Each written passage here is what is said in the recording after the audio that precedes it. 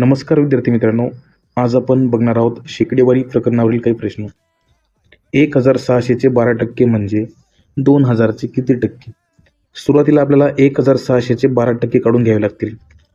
ते कसे काढतो आपण? 1600 गुणिले 12/100.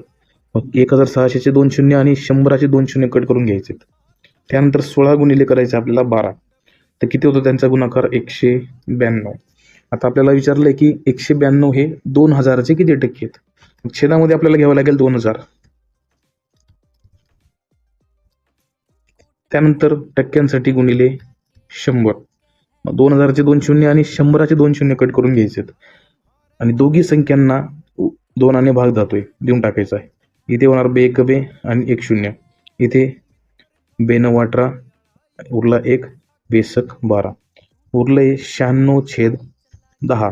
ज्यावेळेस असा भागाकार येतो त्यावेळेस आपण करत असतो छेदामधील शून्य कट करून वरच्या संख्येला एक घर सोडून दशांश चिन्ह द्यायचं असतं. आलं किती मग? 9.6%. म्हणजेच 1600चे 12% 2000चे 9.6%